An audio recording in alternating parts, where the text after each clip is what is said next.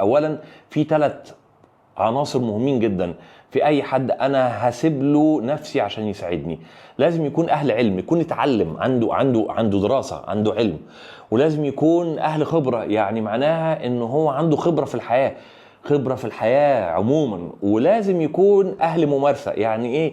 يعني يمارس حالات شبيهه بالحالات بتاعتي. عدم توافر اي عنصر من العناصر ال3 دي بتخلينا ما عندناش الثقة الكاملة في ان من يقدم لي الخبرة او من يقدم لي العلم او من يقدم لي الخدمة هيكون الافضل بالنسبة لي. في حالة الناس اللي بتعتد على خبرتها الحياتية فقط، ودي احنا شطار فيها قوي. انا مريت بمراحل في حياتي فعندي خبرة معينة فبننقلها، زي بالظبط كده ما الاباء والامهات بينقلوا الاجيال اللي بعدهم ازاي يربوا ابنائهم. وطبعا ده في خلل كبير قوي. الفكرة اللي بتعتمد على ان انا اعتمد على خبرة الانسان فقط، خبرة الانسان فقط، مش افضل حاجه. طيب اللي عنده العلم، ممكن واحد قاعد يدرس سنين طويله ويتبحر في العلم بشكل كبير جدا، ده عنده العلم، لكن هل عنده الخبره الكافيه اللي تساعدني على ان انا اشوف العلم ده ازاي يتم توظيفه؟ العلم وحده لا يكفي، مهم جدا جدا جدا ولا يجتزأ كلامي،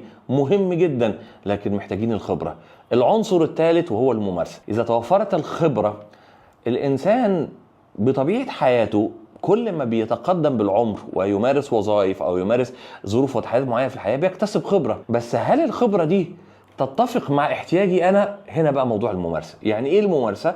يعني مقدم الخدمة ده بيكون عنده ممارسات لناس مروا بنفس اللي انا مريت بيه، لناس مروا بنفس الظروف اللي انا مريت بيها في نفس المجتمع بتاعي، نفس البيئه اللي انا عايش منها، عشان اضمن ان ممارساته قبل كده هتقدر تساعدني ان تكون العلم اللي اتعلمه والخبره الحياتيه اللي عنده والممارسات اللي ممارسها مع اشخاص زيي هتكون اقرب لفهمه انا بمر بايه، فيقدر يساعدني بشكل كبير.